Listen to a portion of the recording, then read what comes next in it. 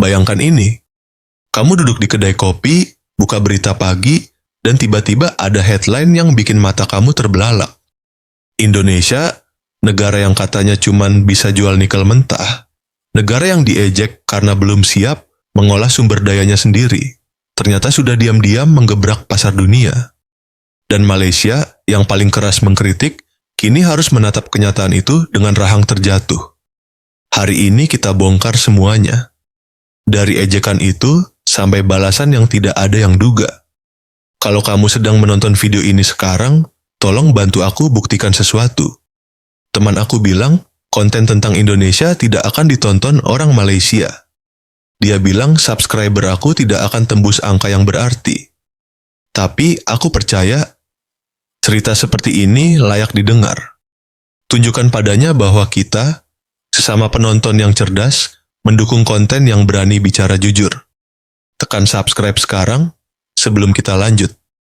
Assalamualaikum, selamat datang kembali. Oke, mari kita mulai dari awal. Supaya kamu benar-benar paham betapa besarnya yang terjadi di sini. Nikel. Mungkin kamu tidak terlalu memikirkannya dalam kehidupan sehari-hari. Tapi nikel ada di mana-mana. Di bateri handphone kamu, di kereta LRT yang kamu naiki setiap pagi, di kendaraan elektrik yang makin ramai di jalanan KL. Nikel adalah tulang belakang revolusi hijau dunia. Dan Indonesia duduk di atas hampir separuh daripada simpanan nikel dunia, kira-kira 52% daripada total cadangan global. Angka itu saja sepatutnya sudah mencukupi untuk membuat dunia tunduk hormat. Tapi, selama bertahun-tahun, yang terjadi adalah sebaliknya. Indonesia menggali nikel. Indonesia jual nikel. Dalam bentuk mentah. Kapal-kapal asing datang, ambil ore nikel dengan harga murah, bawa balik ke negara mereka, olah jadi produk bernilai tinggi, dan jual balik ke dunia dengan harga berlipat ganda. Keuntungan besar itu tidak masuk ke poket Indonesia. Dan inilah yang bikin banyak pihak, termasuk beberapa suara dari Malaysia, suka berkomentar. Indonesia kaya sumber daya, tapi tidak pandai mengolahnya. Mereka jual mentah saja, macam tidak ada teknologi. Kritik itu pedas. Dan sebagian memang ada benarnya, waktu itu. Tapi kemudian pada tahun 2020 sesuatu yang mengejutkan berlaku. Indonesia buat keputusan yang waktu itu dianggap gila. Pemerintah Indonesia mengeluarkan larangan ekspor biji nikel secara total. Bukan kurangi, total larang. Tidak ada lagi kapal asing yang boleh angkut nikel mentah keluar dari bumi Indonesia. Titik. Reaksi dunia? Panik. Uni Eropa terus bawa Indonesia ke Mahkamah World Trade Organization. Mereka argue bahwa larangan ini melanggar peraturan perdagangan global. Ini bukan main-main. Ini satu blok ekonomi terbesar di dunia lawan satu negara yang baru saja bangkit. Tekanan itu luar biasa. Tapi Indonesia tidak berundur. Dan inilah bahagian yang paling menarik, sebab inilah yang ramai orang tidak tahu. Sementara proses mahkamah berjalan, Indonesia tidak duduk diam menunggu.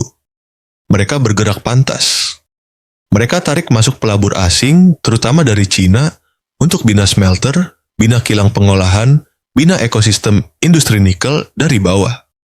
Dalam masa beberapa tahun saja, lebih daripada 30 smelter nikel beroperasi di seluruh Indonesia. Kebanyakannya di Sulawesi dan Maluku Utara. Bayangkan kelajuan itu. Dari hampir tiada infrastruktur pengolahan, kepada puluhan kilang aktif dalam masa kurang dari 5 tahun. Dan hasilnya, Indonesia bukan lagi sekadar penjual biji nikel. Mereka kini pengeluar nikel pig iron, ferronikel, dan yang paling penting, nikel sulfate, bahan utama untuk bateri kendaraan elektrik. Nilai ekspor produk nikel olahan Indonesia melonjak dari sekitar 3,3 bilion dolar AS pada 2019 kepada lebih daripada 30 bilion dolar AS menjelang 2023. Ini kenaikan hampir 10 kali ganda dalam 4 tahun. 4 tahun sahaja. Ingat tadi aku sebut Uni Eropa bawa Indonesia ke WTO? Pada 2022, WTO putuskan Indonesia kalah dalam case tersebut. Keputusan itu buat ramai orang pikir Indonesia akan dipaksa buka balik ekspor nikel mentah mereka. Tapi ini Indonesia tahun 2022, bukan Indonesia yang dulu. Jawaban Jokowi pada masa itu mudah dan tegas. Indonesia akan rayu keputusan tersebut. Dan kalaupun akhirnya kalah dalam rayuan, mereka akan terus lindungi industri dalam negeri dengan cara lain. Pokoknya, nikel mentah tidak akan keluar lagi. Dan dunia pun tersedar, ini bukan sekadar kebijakan ekonomi biasa.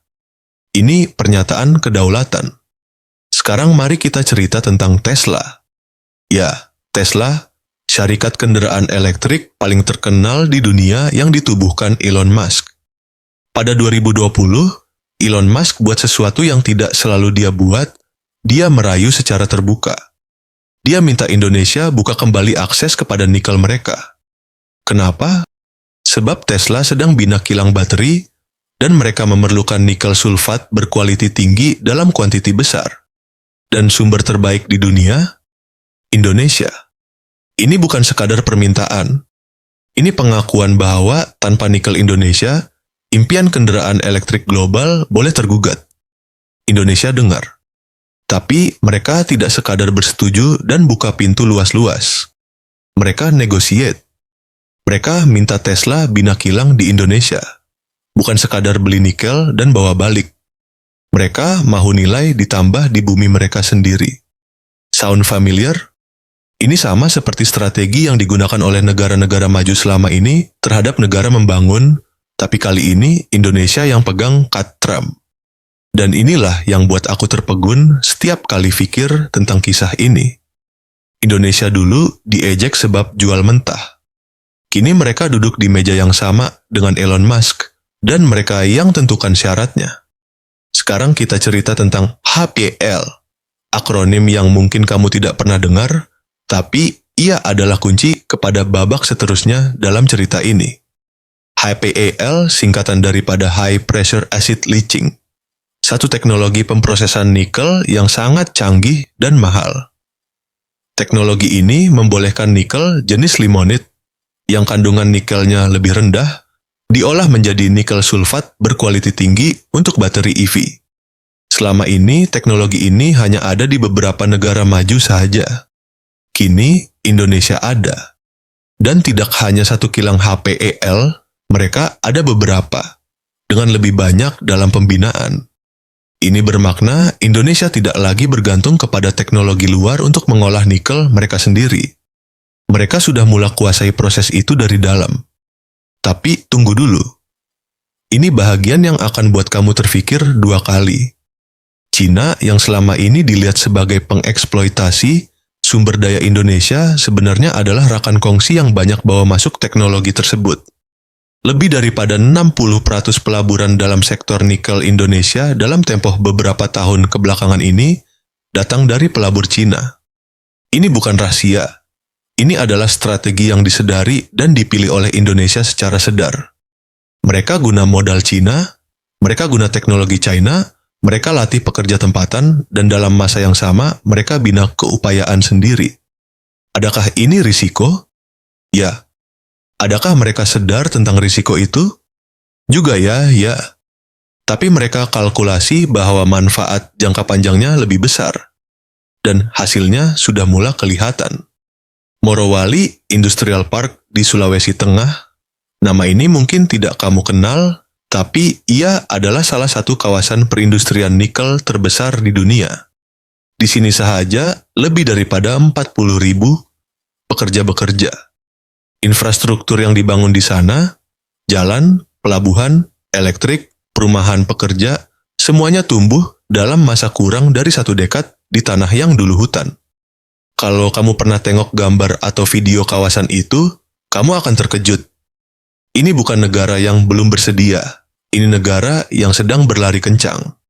Sekarang, kita kembali kepada soalan besar. Adakah strategi ini berjaya? Jawaban pendek, ya, sangat. Tapi jawaban lengkap lebih kompleks dan lebih menarik. Indonesia memang berjaya transformasikan industri nikel mereka. Nilai tambah yang dihasilkan jauh lebih besar berbanding sebelumnya. Pekerjaan dicipta. teknologi dipindahkan, infrastruktur dibina. Tapi ada cabaran yang tidak boleh diabaikan. Pertama, kerusakan alam sekitar. Operasi smelter nikel menghasilkan sisa pemprosesan yang besar. Beberapa kawasan perairan di sekitar Sulawesi dilaporkan terjejas. Ini isu serius yang sedang diperdebatkan di dalam Indonesia sendiri. Kedua, ketergantungan terhadap Cina. Walaupun menguntungkan dalam jangka pendek, ada risiko bahwa Indonesia menjadi terlalu bergantung kepada satu rakan dagang untuk sektor yang sangat strategik ini. Ketiga, persaingan global yang makin sengit. Negara-negara lain seperti Filipina, Kaledonia Baru, dan bahkan Afrika sedang tingkatkan kapasiti mereka. Indonesia perlu terus inovasi untuk kekal relevan. Ini bukan cerita hitam putih.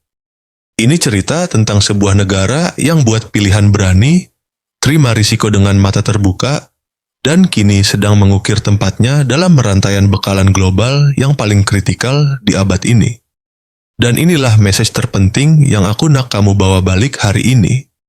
Sewaktu dunia sedang berlumba-lumba bina kendaraan elektrik, sewaktu semua negara rebut-rebut untuk jamin bekalan nikel, Indonesia sudah ada di sana. Bukan sebagai penjual bahan mentah, tapi sebagai pemain industri. Mereka yang diejek kini yang menentukan harga. Mereka yang dikritik kini yang duduk di kepala meja rundingan. Ingat tadi aku cakap tentang larangan ekspor nikel pada 2020? Dan ingat aku cakap dunia panik? Inilah punchline-nya, kepanikan dunia itu sendiri yang buktikan bahwa keputusan Indonesia betul. Kalau nikel Indonesia tidak penting, tidak ada siapa yang akan panik. Kalau Indonesia memang belum bersedia, tidak ada Elon Musk yang akan rayu. Kepanikan dunia adalah pengakuan terbesar bahwa Indonesia tahu apa yang mereka buat. Dan kita, sebagai jiran, tidak patut sekadar menghina atau memuji dari luar. Kita patut belajar. Kita patut tanya diri kita sendiri, apa yang Malaysia boleh pelajari daripada keberanian Indonesia untuk nilai sumber daya kita sendiri dengan lebih tinggi? Sebab pada akhirnya, ini bukan kisah tentang nikel.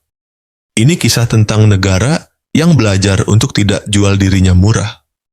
Kalau video ini buka mata kamu sikit, tekan like sekarang. Bukan untuk aku, tapi supaya lebih ramai yang dapat tengok cerita penting macam ni. Subscribe kalau kamu nak cerita-cerita Indonesia yang tidak ramai orang berani cakap terang-terangan. Dan tinggalkan komen, apa pendapat kamu?